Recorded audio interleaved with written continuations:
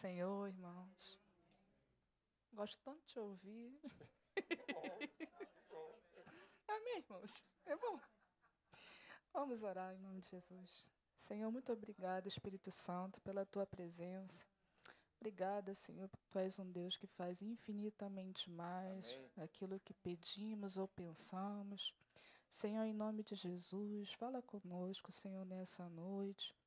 Senhor, fica com cada coração que está aqui, Senhor, que precisa ouvir a tua palavra, Senhor. Em nome de Jesus, Senhor, que tu possa estar falando através da vida do pastor Marcelo. Em nome de Jesus, obrigada, Senhor. Amém.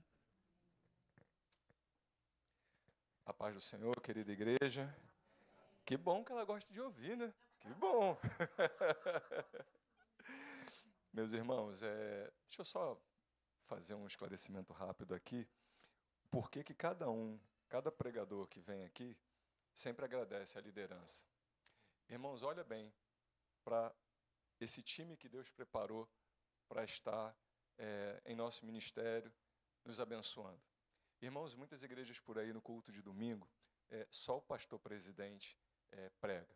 E aqui nós temos a liberdade, a confiança da nossa liderança em estar compartilhando com a gente. Então, hoje, para a gente, todo pregador que assume aqui esse púlpito, ele sempre vai reportar um agradecimento a Deus e a nossos líderes e aos nossos amigos, nossos pastores. Irmãos, é essencial a gente fazer isso. Então, o meu muito obrigado.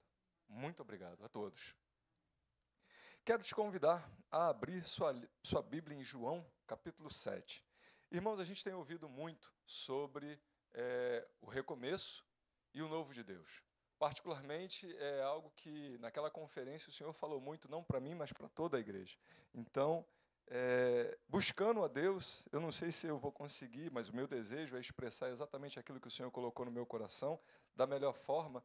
E aí, nesse texto aí, eu achei muito interessante compartilhar com os irmãos. João 7, a partir do versículo 1, diz assim: Depois disso, Jesus percorreu a Galiléia, mantendo-se deliberadamente longe da Judéia, porque ali os judeus procuravam tirar-lhe a vida. Mas ao se aproximar a festa judaica dos tabernáculos, os irmãos de Jesus lhe disseram: Você deve sair daqui e ir para a Judéia, para que seus discípulos possam ver as obras que você faz. Ninguém que deseja ser reconhecido publicamente age em segredo, visto que você, fazendo estas coisas, mostre-se ao mundo, pois nem os seus irmãos criam nele.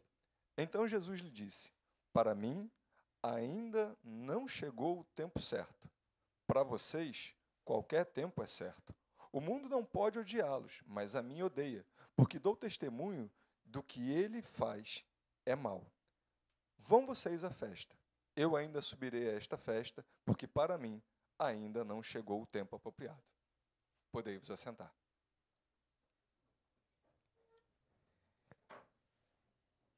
Interessante que o que me salta os olhos é justamente o versículo 6, aonde ele diz: Para mim ainda não chegou o tempo certo. Para vocês qualquer tempo é certo. E ao final do versículo 8 ele diz: Ainda não chegou o tempo apropriado. Bem, é interessante dizer que as pessoas que estavam aconselhando Jesus nessa passagem eram pessoas próximas, pessoas dignas de credibilidade e de confiança. Eram os irmãos de Jesus, incentivando a eles a ir num grande evento da época, a festa dos tabernáculos. Mas uma coisinha aí não pode fugir ao detalhe. O versículo 5 diz assim: Pois nem os seus irmãos criam nele. Ele era incentivado a algo que nem os irmãos criam. Ele era estimulado a algo que provavelmente poderia provocar aí sua perseguição e até mesmo sua morte. Se você der continuidade à leitura do texto, você vai perceber que Jesus vai. Não da maneira que seus irmãos queriam, ele vai de uma maneira discreta. Mas o fato é que alguém estava incentivando a Jesus a fazer uma coisa que, na verdade, não acreditava muito nele. E, imediatamente, eu fico pensando em quantas situações ocorrem que nós somos estimulados, às vezes, a fazer algo que as pessoas, às vezes, não acreditam credibilidade na gente. Pessoas falam por falar, ainda que essas situações podem provocar algum dano na gente. Mas o posicionamento de Jesus é firme. Ele não se deixa levar por esses estímulos, ainda que sejam de pessoas próximas. O foco de Jesus está em fazer a vontade de Deus. O tempo da morte não era chegado. Eu não posso me basear por aquilo que pessoas da minha confiança, pessoas próximas de mim, estão me conduzindo a fazer, porque eu tenho que fazer a vontade do Pai. Muitas orientações, muitos conselhos, muitas palavras de pessoas que às vezes não depositam essa credibilidade na gente, estão chegando. Esses estímulos estão vindo e isso é perigoso.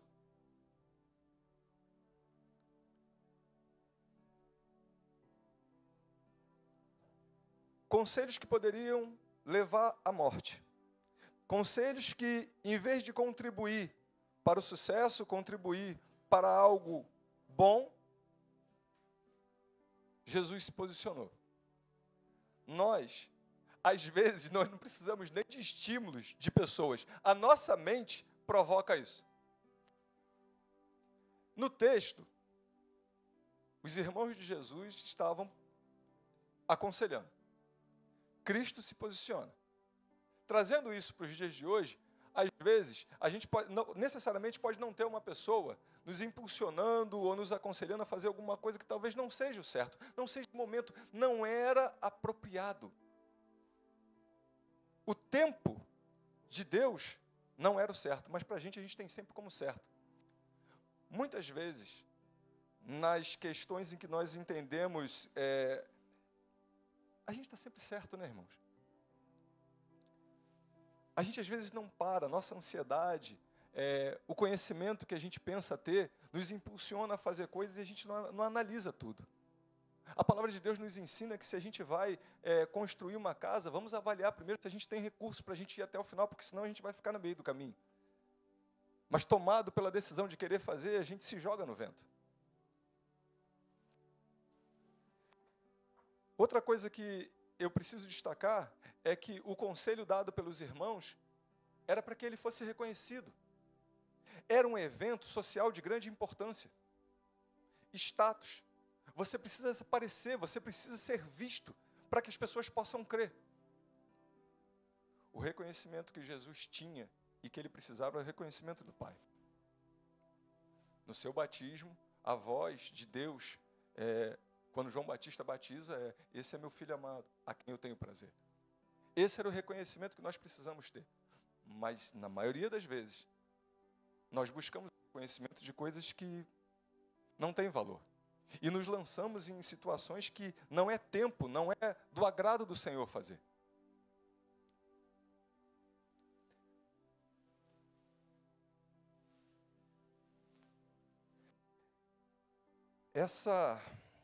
Esse desejo de querer assumir o controle das nossas vidas e tentar produzir algo, às vezes, valioso, proveitoso, mas uma vez que não tem direção de Deus, faz a gente, às vezes, tentar segurar o vento, correr atrás do vento. Não faz sentido, não é propósito. Tudo porque queremos. Eu tenho ouvido muito isso e no sábado, ontem, aqui eu estava conversando com alguns irmãos ali atrás. O like é aquele joinha, não é isso? É aquela mãozinha assim. E eu estava falando com a André, eu pensei que like fosse uma coisa e joinha fosse outra. Mas é a mesma coisa, não é?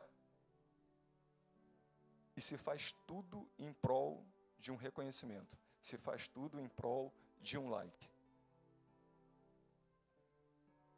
Eclesiastes 2 diz assim: contudo, quando avaliei tudo o que as minhas mãos haviam feito, o trabalho que eu tanto me esforcei para realizar, percebi que tudo foi inútil. Foi correr atrás do vento. Não há proveito em fazer isso. Às vezes, você pode ter algum tipo de conhecimento. Às vezes, você pode entender que acha que conhece alguma coisa. A geração atual, ela é muito interessante, irmãos. Hoje eu ouvi um vídeo falando de coisas antigas e ressalta os meus olhos, porque eu comentei isso recentemente com a Andréia, sobre aquela lista amarela, aquelas páginas amarelas, lembra? tinha isso? Lembra que tinha ali o mapa? E ali você ficava se guiando algumas coisas, conversando com o pastor Peter. Gente, você jogou ali no GPS, ele te conduz ali para onde você vai. Mas houve uma época que não tinha isso. E a gente precisava perguntar ao vizinho, a gente precisava perguntar às pessoas, a gente precisava de orientação para chegar no nosso destino. E isso está fazendo com que as pessoas, hoje em dia, tenham muito conhecimento e se acham detentoras de tal conhecimento, e se lançam a fazer as coisas. Mas a palavra de Deus também nos diz que há caminhos, aos nossos olhos, que parecem legal, mas nos levam à morte. Os conselhos dos irmãos de Jesus pareciam conselhos de quem diz assim, poxa, você está fazendo tantos milagres, você está fazendo tantas maravilhas, se mostra lá na festa do tabernáculo, é um evento social de grande porte, vale a pena, você precisa ir. Não é chegada a minha hora. Eu preciso agradar ao Senhor. Agradar ao Senhor não é correr atrás de likes. Agradar ao Senhor não é ir nessa onda em que o mundo oferece. Às vezes, situações têm ocorrido dentro das igrejas que nós estamos acompanhando esse terremoto de coisas que não agradam ao Senhor e a qual o Senhor não nos orienta a fazer.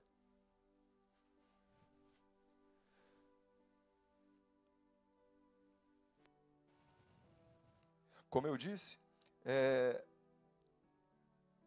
em algumas situações, nós acreditamos muito na nossa capacidade.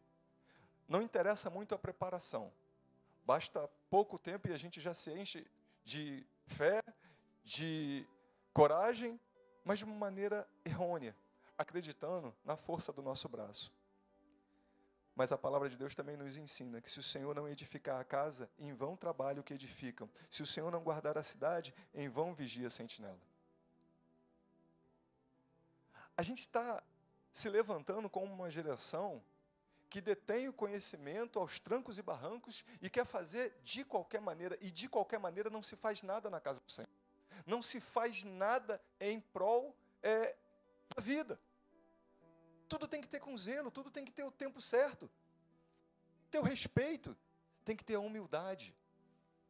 Se nesse salmo fala que se o Senhor não edificar, não adianta, em 1 Coríntios 15 diz que, portanto, meus amados irmãos, sejam firmes e constantes, sempre abundantes na obra do Senhor, sabendo que o vosso trabalho no Senhor não é vão. Um momento, a exortação de que não adianta a força do nosso braço. No outro, a orientação para dizer assim, no Senhor, teu trabalho não é vão. Interessante.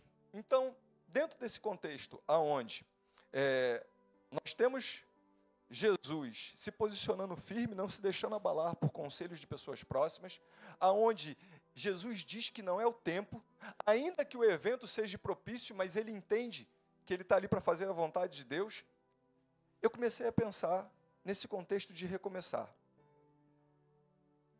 Me permita beber um pouquinho d'água.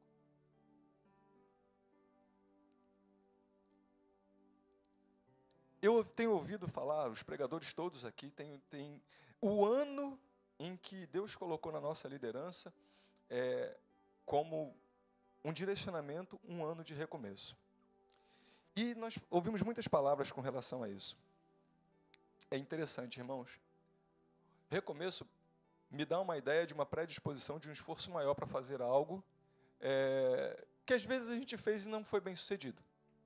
Demanda passar por caminho que você já trilhou. Observar os erros e tentar mudar as atitudes. Começar do zero.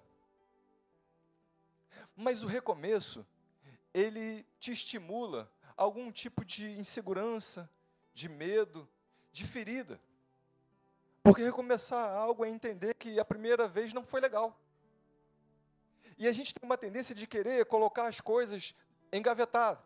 A gente não quer dar seguimento, a gente não quer dar continuidade. E o ano todo se fala recomeçar, recomeçar.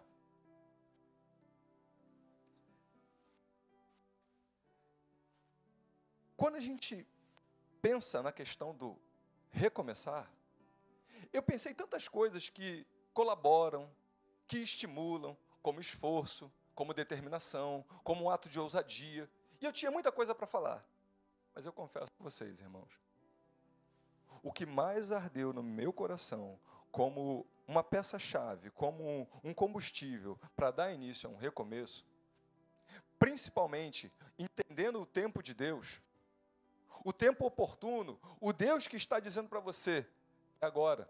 Porque talvez essa situação que te provoca o recomeço foi frustrada porque você não estava devidamente preparada. Assim como a gente não vai chegar ao céu de qualquer maneira.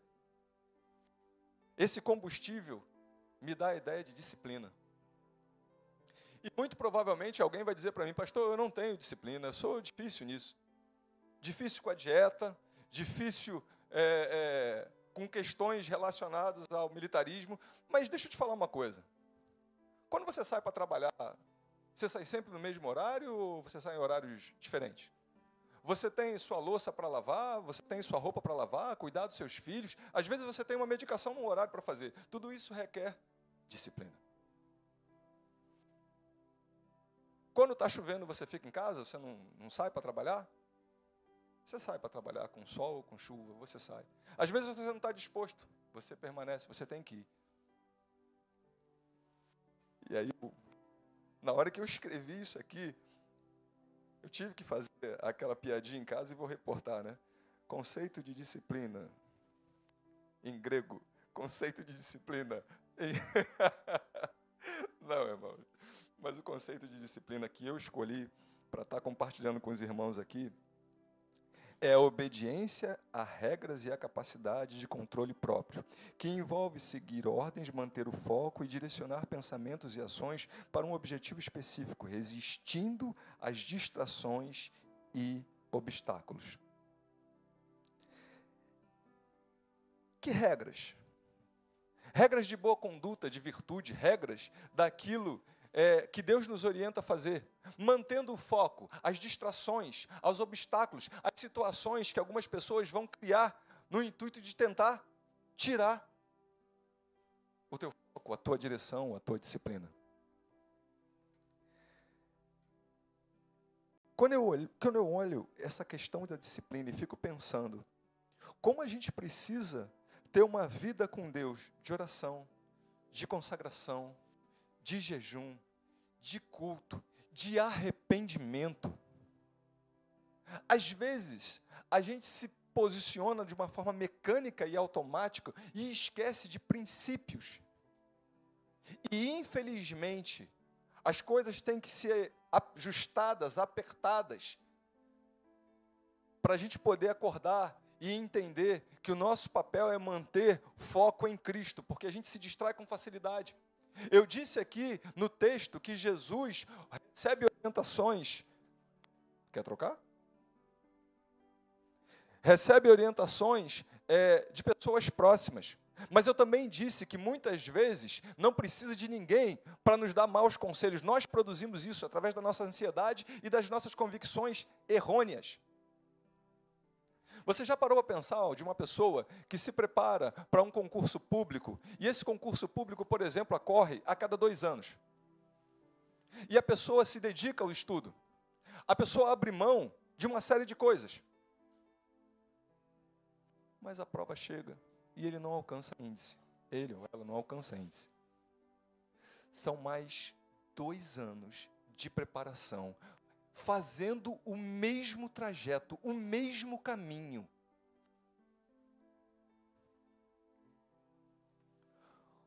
Quando eu fiz a minha prova para a Marinha, a primeira vez eu passei.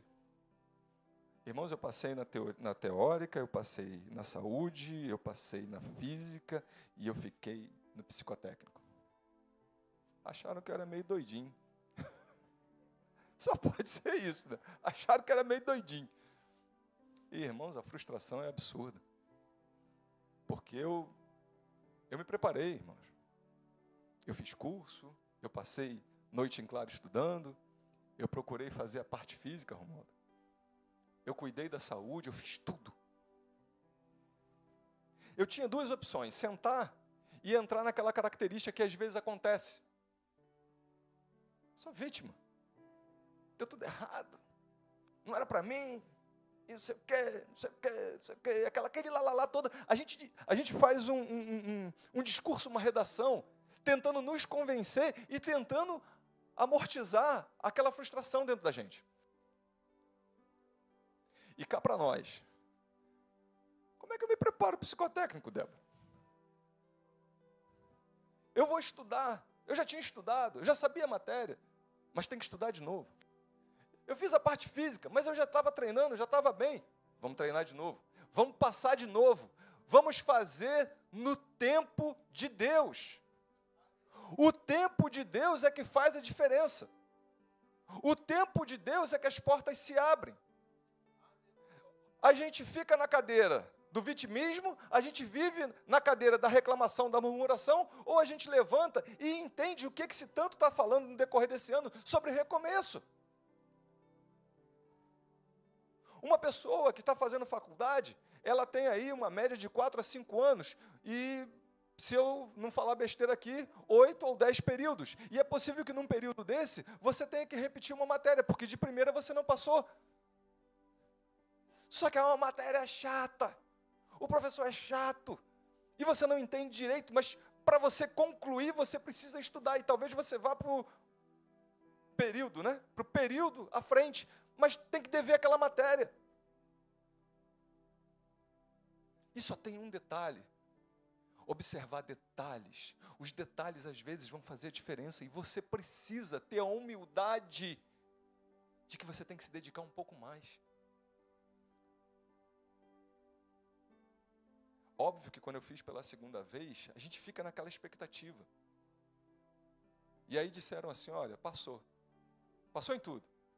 Aí eu, beleza, legal, consegui, glória a Deus. Só que agora, a natação vai diminuir o tempo, vai ter que refazer. Para todo mundo, aí não foi só o meu caso. Irmãos, eu tremia desesperadamente. Detalhes fazem a diferença. Eu preciso treinar. Alcancei um índice, segui minha carreira, estou na reserva, louvado seja o nome do Senhor. Dá para entender que vai fazer muita diferença o quão você está preparado para um recomeço? Dá para entender que está sendo falado sobre isso e às vezes a gente continua parado numa posição de completa estática?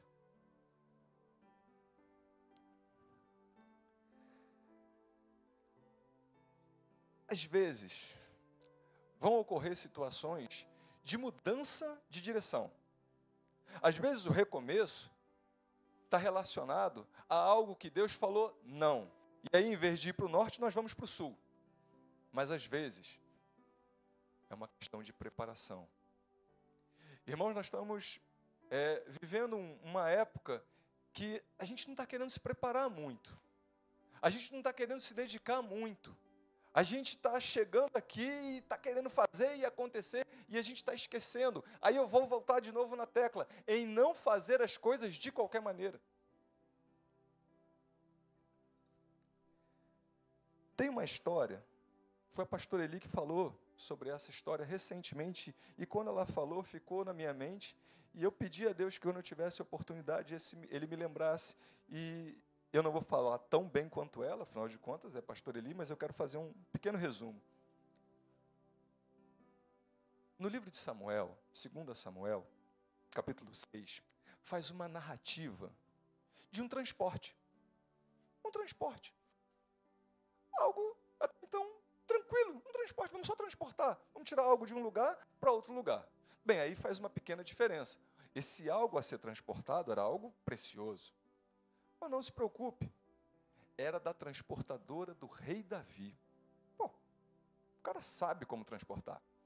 Um homem segundo o coração de Deus. Show, tranquilo. O que vai ser transportado? A Arca da Aliança. Representa a presença do Senhor. Empolgação, ânimo, a intenção é boa. A intenção é válida. Trazer a Arca da Aliança, a presença de Deus, para perto de mim, para Jerusalém. Vamos fazer. Animado, todo mundo, beleza. Pega a arca e bota em cima do carro do boi. E vamos embora. O boi tropeça. Uzá, que era um dos carregadores, bota a mão na arca. é fulminado. A alegria, a empolgação, termina em choro, em tristeza. Em vez de festa, funeral. A intenção é boa. Eu estava no caminho certo, a direção era aquela. Por que a porta fechou? Humildade, reconhece, analisa, não questiona, não perde tempo com coisas que vão se afastar do processo. Vai para o posicionamento e fala assim, onde é que eu estou errado? Estuda mais um pouco, prepara mais um pouco. E aí quando você vai ao papiro, quando você vai aos livros, enciclopédia, é isso? Estava tentando lembrar. O Google facilita, é verdade.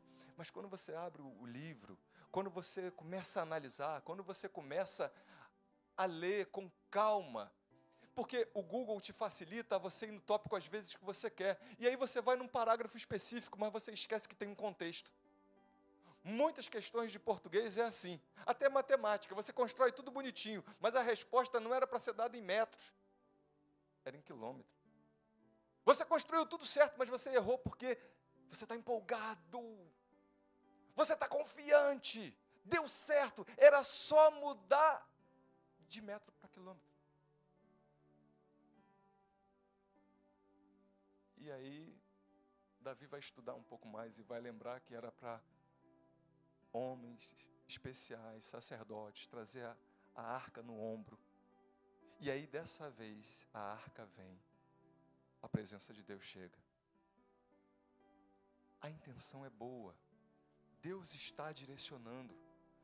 Não é para desistir, é para fazer uma análise, é para pesquisar, é para aprender, é para se dedicar um pouco mais, é para continuar. O recomeço tem a tendência de lembrar de coisas ruins, não é para ficar ali meditando no que deu errado, e muitas vezes tocar até na ferida que ainda está sangrando. O recomeço nos ensina a tomar um posicionamento.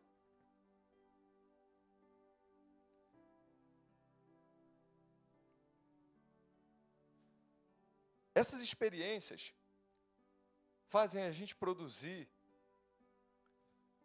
Não quero passar por isso. Não quero. E quando, às vezes, nós decidimos modificar. Eu vou recomeçar. Os pastores, a igreja Monte Hermon está falando tanto em recomeçar, eu vou recomeçar. Vou recomeçar. Vou recomeçar não com os princípios que Cristo nos ensina, mas fruto da mágoa, fruto do que aconteceu, eu vou modificar.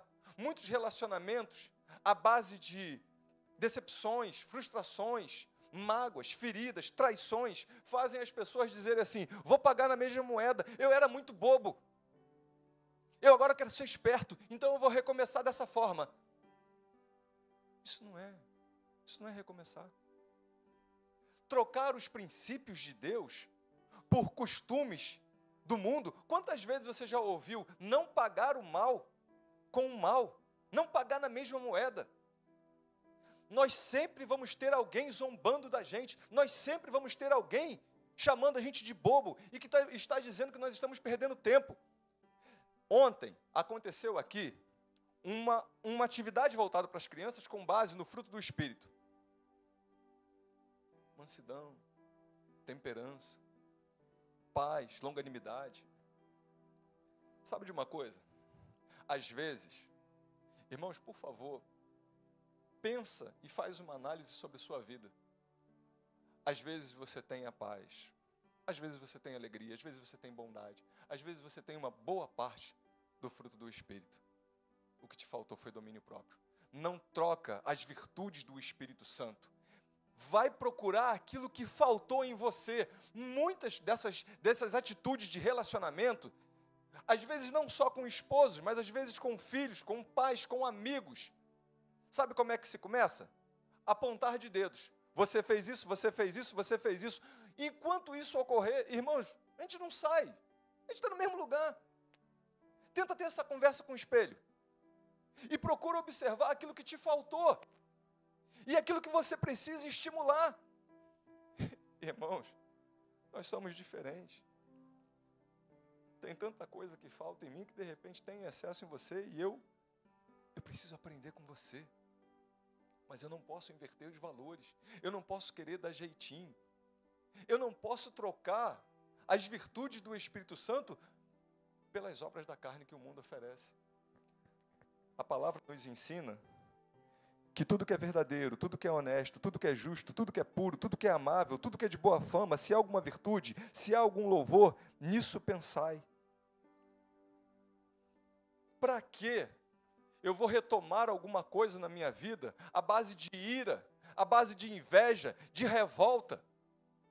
É perda de tempo, é querer abraçar o vento, é querer estocar o vento. Tem gente que tenta, né? Tem gente que tenta, uma galera aí que tenta estocar o vento, mas não é o caso.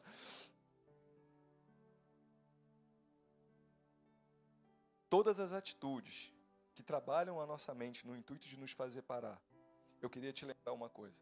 Nós temos a mente de Cristo. Nós temos a mente de Cristo. Eu quis fazer questão de tocar na questão do domínio próprio. A diaconisa Janaína aqui representou o domínio próprio e ela se pôs de uma maneira firme. Irmãos, uma coisa que a gente precisa ter domínio próprio. O mundo nos oferece o tal do bateu, levou. Eu não sei onde está o versículo que fala sobre isso.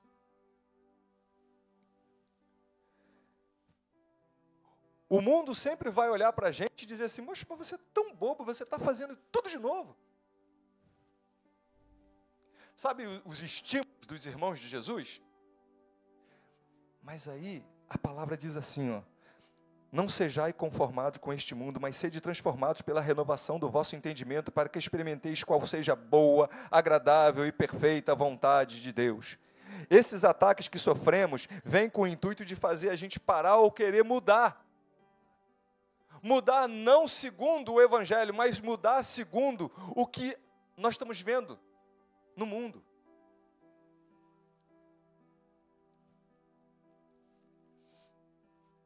Neemias, quando sabe do que está acontecendo com os muros em Jerusalém, a primeira coisa que ele faz é orar, clamando, pedindo perdão, arrependimento pelos seus pecados e pelo pecado do povo. Quando a gente entende que a primeira coisa é a gente dobrar os joelhos, pedir direção de Deus para tudo o que a gente vem a fazer, e entender a nossa parcela e aquilo que nós fizemos de errado. Muitas vezes, no meio desse processo, que vai desencadear um recomeço, a gente precisa entender assim, caramba, eu desviei nisso aqui. A minha conduta. Eu tive um posicionamento mundano, não um posicionamento de Deus. A segunda coisa que Neemias nos ensina é que ele toma uma atitude. Sinceramente, irmãos, ficar parado falando sobre recomeçar, pô, show de bola. Nós estamos o ano todo falando sobre isso, isso é maneiro. Isso dá isso dá uma fé. A bateria vai lá em cima. A diferença é que uns e outros estão se posicionando. Só para você ter uma ideia, tem galera que vem à igreja, tem um povo que vem à igreja que não sabe se aceita Jesus ou se vai comer um cachorro-quente no final do culto, se vai comer um hambúrguer, um x-tudo ou a comida que está acabando na cantina. Mas tem um povo que não só aceita Jesus, se batiza, está trabalhando para o Senhor e está doido para ter oportunidade no culto. Amém? Amém. Vocês viram que teve um amém. Viram? Vou repetir. A galera aceita Jesus, se batiza, está estudando e está doido para ter oportunidade e a igreja confirmou com amém. Então, foco.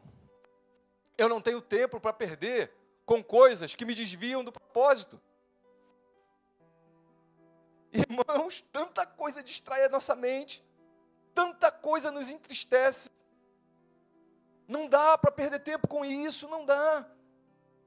O mundo, a televisão, os canais, toda hora provoca você a uma posição de estática. Irmãos, toma um posicionamento. Só falar de recomeçar, só entender, procurar entender as coisas erradas que fizemos, não vai mudar se você não se levantar. Eu tive que voltar lá. Naquela época não tinha internet, eu tive que voltar lá na Marinha, eu tive que pegar outra inscrição, eu tive que efetuar o pagamento, eu tive que enfrentar as filas, eu tive que enfrentar o Maracanã cheio, eu tive que enfrentar tudo de novo.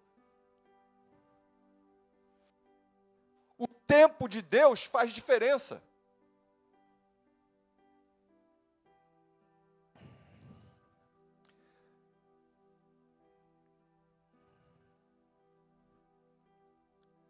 Aí você vai me perguntar assim,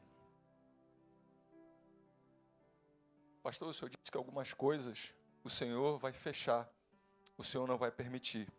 E outras, o Senhor vai dar a direção. E aí, você pode me perguntar, pastor, e como é que a gente tem essa convicção? Os passos de um homem bom são confirmados pelo Senhor, deleita no seu caminho, e ainda que caia, não ficará prostrado, pois o Senhor o sustém com a sua mão.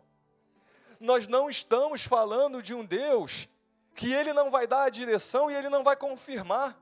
Nós estamos falando de um Deus que está falando o seguinte, no meu tempo, fica firme, mantém a semeadura, mantém o projeto.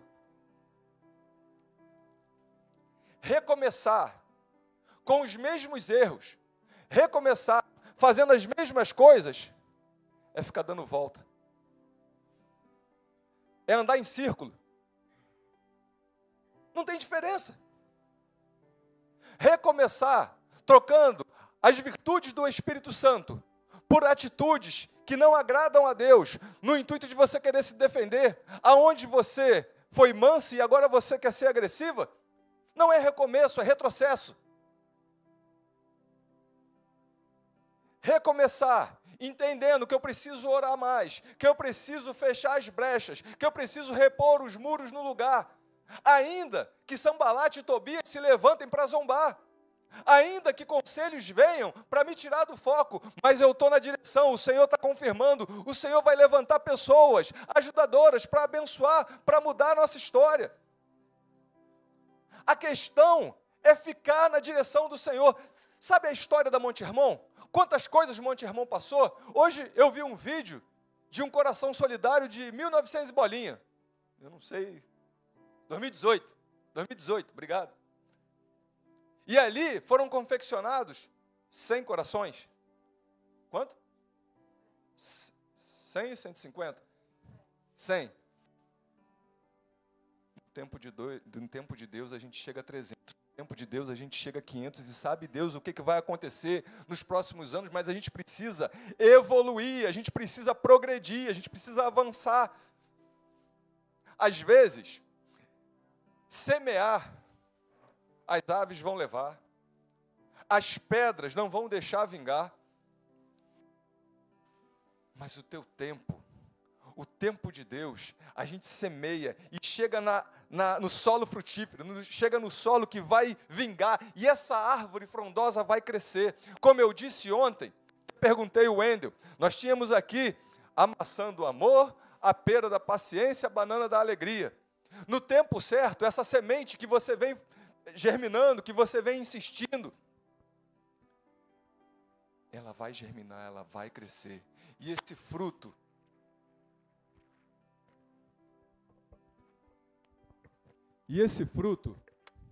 assim como... irmãos, isso aí não é comigo não, isso aí é a pastora de ontem que falou que os frutos, ela atribuiu um nome de acordo com o fruto do Espírito. Então era maçã do amor, pera da paciência, banana da alegria. Mas o teu fruto também tem nome. O teu fruto tem salvação, tem família restaurada, tem casamento refeito, tem promessa de Deus. Ainda que você possa falar assim, mas eu vou semear de novo, vai semear de novo, porque o nosso tempo, o nosso propósito não é questionar, é se posicionar e deixar Deus fazer germinar. E no tempo certo a gente vai colher esses frutos. Recomeçar demanda esforço. Recomeçar faz a gente pensar em nós o que nós erramos. Mas a gente não pode desistir. A gente não pode ficar no meio do caminho, a gente precisa avançar. Irmãos, eu olho para os vídeos e vejo pessoas que foram abençoadoras para Monte Hermon no decorrer de todo esse processo. Algumas o Senhor recolheu. Outras o Senhor está levantando nessa geração para ser bênção. E a gente precisa continuar nesse processo de recomeçar quantas vezes for preciso, porque o Senhor vai dar o crescimento no tempo e na hora certa. Não desiste, não desanime, avance. Irmãos, tem tantas pessoas que você olha um para o rostinho do outro e fala assim, como é que pode fulano estar aqui? Como é que pode eu estar aqui? Não sei se você pensa assim, eu penso. Mas o Senhor me alcançou e no tempo certo eu gerei frutos. E assim vai ser na tua vida e na tua família. Persevere, permanece, recomece. E aí você vai viver o novo de Deus. O Senhor te abençoe em nome de Jesus. E eu agradeço a minha oportunidade.